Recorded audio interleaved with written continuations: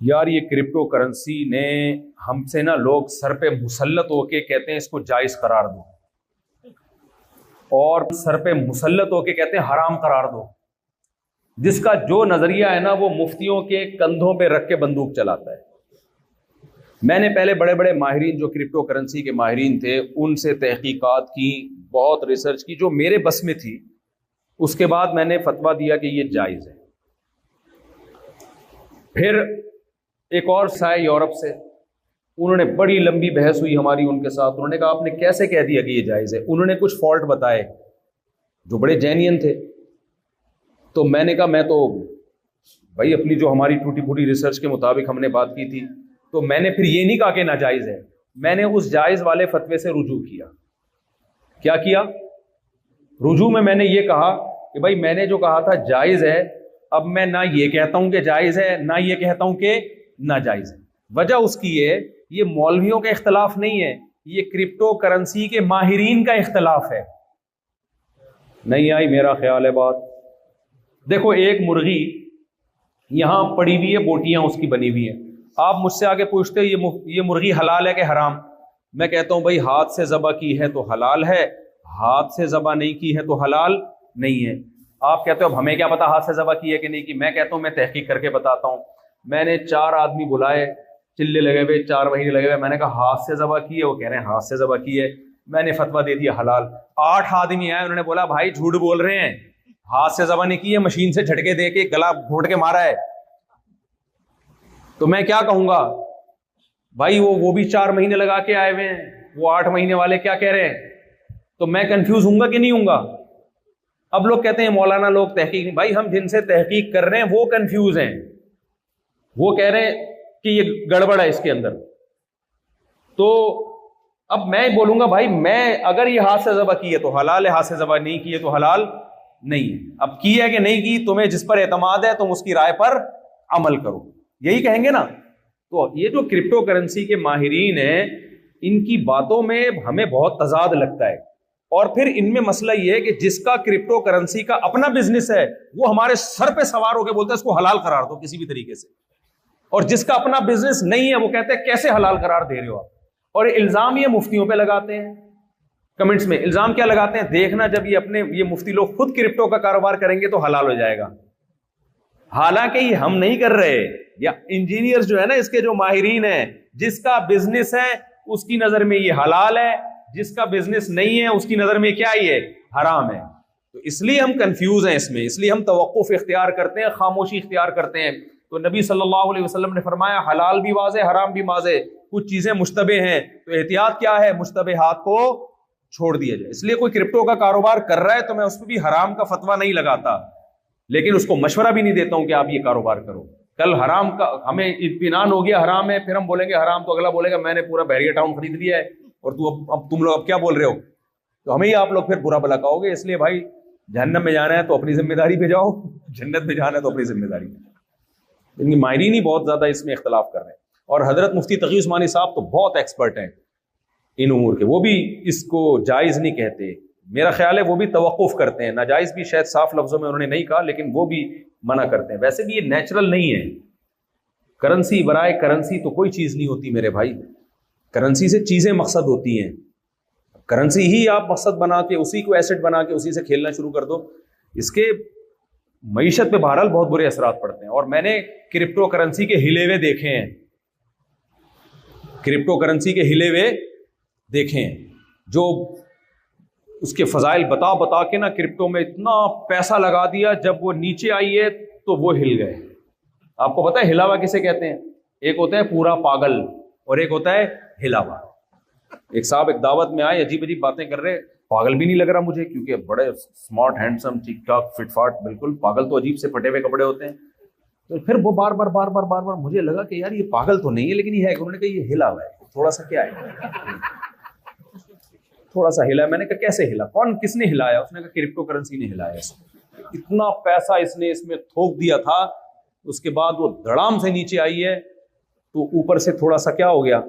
اور پاگل تھوڑا بھی بہت ہوتا ہے، پاگل میں تھوڑا نہیں ہوتا. تو ایسا نہ ہو کہ تم بھی پھینک دو. بھائی یہ اعتدال سے رہو. ہاں ہمیں جس دن اطمینان ہو گیا بھائی ہم فوراً جائز قرار دیں گے، ہمیں کوئی اس میں حرج نہیں ہے کہ لوگوں کو ہم منہ سے نوالا چھینیں، اور ہو سکتا ہے جائز ہو، لیکن آپ اپنے جو سائنٹسٹ ہیں ان کو تو ایک ٹاسک پہ لے کے آؤ نا، وہ کچھ بتا رہا ہوتا ہے، وہ کچھ بتا رہا ہوتا ہے، تو پھر پروگرام بڑھ جاتا ہے۔ تو آپ کو جس پہ اطمینان ہو آپ اس پر عمل کر لو۔ آگے چلیں بھائی ڈبل اے۔ اگر کسی کے والد صاحب نماز کے پابند نہیں تھے اور وفات ہو چکی تھی تو ان کو ان کی وفات کے بعد کیسے فائدہ پہنچا سکتے ہیں؟ بس والد کی وفات کے بعد تو فائدہ یہی پہنچایا جا سکتا ہے ان کے لیے کثرت سے دعائیں مانگو اور صدقہ خیرات، ساری زندگی دعائیں مانگو، یہی ایک فائدہ ہے۔ جی آگے چلو۔ اگر کسی کے والد صاحب فوت ہو گئے اور ان پہ قرض تھا، لہٰذا ان کے بچوں پر کیا یہ ضروری ہے کہ ان کو قرض ادا کریں؟ ہاں، والد صاحب اگر فوت ہو گئے اور ان پہ قرض تھا تو والد صاحب نے اگر وراثت اتنی چھوڑی ہے کہ اس سے قرض ادا ہو سکتا ہے تو پھر تو وراثت میں سے قرضہ ادا کیا جائے گا، قرضہ ادا کرنے کے بعد وراثت تقسیم ہوگی اگر بچ گئی، اور اگر وراثت قرضے میں چلی گئی تو وراثت، اور اتنا قرضہ ہے کہ وراثت کافی نہیں ہو رہی تو پھر بچوں پہ الگ سے والد کا قرضہ ادا کرنا لازم نہیں ہے، جس کا بھی قرضہ ہوتا ہے اسی کے پیسوں سے ہوتا ہے۔ اب ابا 1 کروڑ روپے کسی سے لیے تھے اور لے کے بھول گئے، اللہ کی طرف سے تھا انعام، انتقال کر گئے، آپ نے دیکھا ابا کا ایک 50 کروڑ ایک جو پلاٹ ہے 50 لاکھ کا ہے بکا، 50 لاکھ آپ نے ادا کر دیے، باقی 50 لاکھ رہ گئے، تو اب شرعاً آپ پر یہ لازم نہیں ہے کہ وہ اپنی جیب سے ادا کریں، آپ وہ ابا قیامت کے دن وہ بندہ ابا سے خود ہی الجھ لے گا، سمجھتے ہو؟ ہاں بہتر یہ ہے کہ ابا کو مصیبت میں ڈالنے سے بچانے کے لیے مل جل کے کیا کر لو، دے دو، یہ تو ابا پر کے ساتھ حسن سلوک کا تقاضا ہے کہ دے دو ابا کی طرف سے۔ میں ترغیب اس لیے نہیں دیتا کہ پھر ابا بھی چوڑے ہو جاتے ہیں، ابا کہتے ہیں ٹھیک ہے لیتے رہو کھا کے مر جاؤ، صلہ رحمی کا تقاضا ہے بیٹے خود ہی ادا کر دیں گے، تو زندگی میں یہ سمجھایا جاتا ہے نہیں ادا کرنا، جب مر جائیں تو پھر ہم کہتے ہیں یار دے دے یار ابا کی طرف سے۔ خاوند کس وقت حق مہر ادا کریں؟ جب بیگم کا مطالبہ ہو خاوند پر لازم ہے اس وقت حق مہر ادا کر دے، جب بیگم مطالبہ نہ کرے تو پی جائے، بہت سے پی کے بیٹھتے ہیں۔ جب بھی بیگم مطالبہ کرے گی رخصتی کے بعد تو پھر اس پر شوہر پہ لازم ہے کہ وہ مہر دے بھی۔ چلیں جی۔ جو اپنے خاوندوں پہ ناراض ہوتی ان کی دوسری شادی پر تو کیا ہے شرعی طور پر ناجائز؟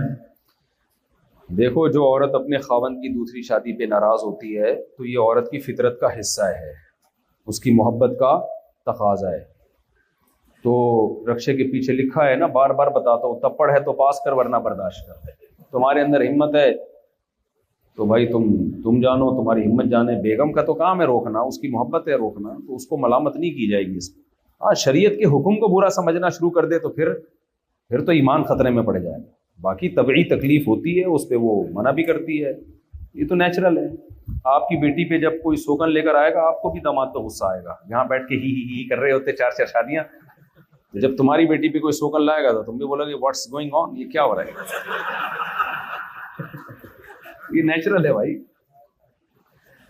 تو مرد کو اللہ نے ترغیب دی ہے، عورت کو تھوڑی کہا کہ اپنے میاں کی شادی کراؤ، یا سسر کو تھوڑی کہا دامادوں کی 4 شادیاں کراؤ، یا بہنوئی کو تھوڑی کہا کہ سالے کو تھوڑی کہا اپنی بہنوئی کی 4 شادیاں کراؤ۔ ان رشتوں کو تکلیف ہونا، دیکھو نبی نے خود کتنی نکاح کیے، صحابہ نے بھی کیے، لیکن جب نبی کی بیٹی پہ سوگن آنے لگی تو آپ صلی اللہ علیہ وسلم کو تکلیف ہوئی ہے، یہ تو فطرت ہے۔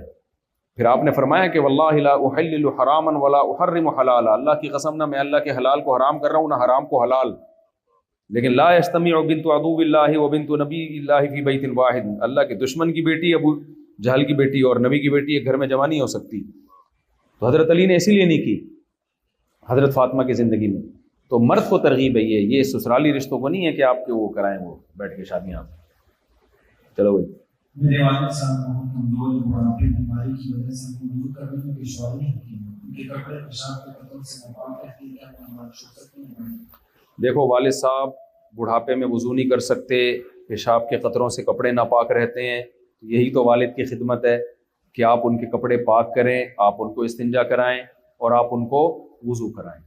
ایسی صورت میں 2 نمازیں اکٹھی بھی پڑھی جا سکتی ہیں، لیکن اکٹھی کا مطلب جیسے حدیث میں آتا ہے کہ نبی نے ظہر کو مؤخر کیا اور عصر کو مقدم کیا، اس طرح سے دو نمازیں اکٹھی ہیں احادیث میں.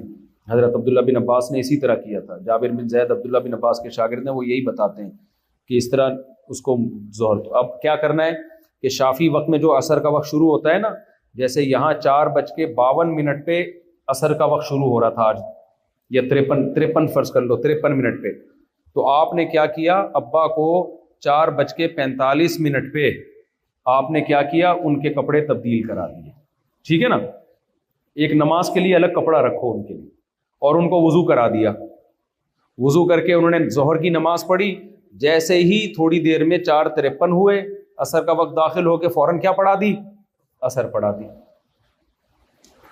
تو ایک ہی وضو میں 2 نمازیں ہو گئی, ایک ہی لباس میں 2 نمازیں. اس کے بعد کپڑا چاہو تو چینج کر دو, یا 1-2 قطرے اگر پیشاب کے لگ جائیں تو اس سے کپڑے زیادہ ناپاک نہیں ہوتے, تھوڑی بہت نجاست معاف ہے.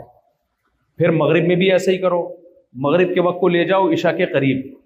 آج کل تو نقشے ہیں, اس میں دیکھ لو عشاء کا وقت کب داخل ہو رہا ہے, تو اس میں بھی اول وقت عشاء کا. عشاء کے بھی 2 وقت ہیں, ایک جب سرخی غائب ہوتی ہے غروب آفتاب کی جگہ, اور ایک جب سفیدی غائب ہوتی ہے. جو سرخی غائب جو ہوتی ہے وہ وقت پہلے ہوتا ہے, نقشوں میں عام طور پہ دیر والا وقت لکھا ہوتا ہے, تو یہاں بھی اول وقت جس کو شفق احمر کہتے ہیں. تو اس وقت میں آپ نے کیا کرنا ہے, جیسے فرض کرو کہ بھائی 9:20 پہ عشاء کا وقت داخل ہو رہا ہے, تو آپ نے 9:10 پہ ابا کو وضو کرا دیا اور مغرب کی نماز پڑھا دی. تھوڑی دیر میں عشاء کا وقت داخل ہوا, ساتھ ہی کیا پڑھا دی, عشاء پڑھا دی. اور عشاء میں بھی مختصر پڑھا دو, ایسی مجبوری میں سنت موقدہ بھی چھوڑی جا سکتی ہے, تو فرض پڑھا دی اور وتر پڑھا دی. تو اس پہ اللہ آپ کو بہت اجر دے گا. اور اگر آپ کو کوئی کام ہے, کوئی جاب کر رہے ہو, کہیں مجبوری سے جانا ہے, تو گھر والوں کے ذمہ لگاؤ. پھر بھی نہیں ہو سکتا, کوئی نہیں گھر میں ٹائم دے پا رہے ہو, بعض دفعہ ملازمت ہوتی ہے, جانا ہوتا ہے, تو پھر یہ کہ ابا خود یہ کام نہیں کر سکتے, گھر والے کرائے, کوئی بھی نہیں کر سکتا, تو پھر جو ان سے ہو سکتا ہے وہ کر لیں بس. پھر اللہ ایسے ہی قبول کر لے گا. یعنی وضو خود کر لے, نہیں کر سکتے تو تیمم کا پھر کوئی ڈھیلا لا کے رکھتے ہیں, اس سے پھر وہ تیمم کر کے نماز پڑھ لیں. چلیں جی, لیکن نماز معاف نہیں ہے, یہ ذہن میں رکھنا, اور وقت پر ہی پڑھی جائے گی. ان الصلاۃ کانت علی المؤمنین کتابا موقوتا, نماز مومنین پر مقررہ اوقات میں فرض ہے. کوئی صحیح حدیث اس پر ثابت نہیں ہے کہ نبی نے ظہر کے وقت میں عصر کی نماز پڑھی ہے, کوئی ایک بھی صحیح حدیث اس پر نہیں ہے. بعض لوگ ایسا کرتے ہیں نا, اور کوئی بھی صحیح حدیث اس پر نہیں ہے کہ مغرب کا وقت داخل ہوتے ہی آپ صلی اللہ علیہ وسلم نے فوراً ساتھ میں عشاء ملا لی. میں نے اس پہ بڑی تحقیق کی ہے, تو اس پہ میں انشاءاللہ ایک ویڈیو بھی ریکارڈ کرواؤں گا. چلیں.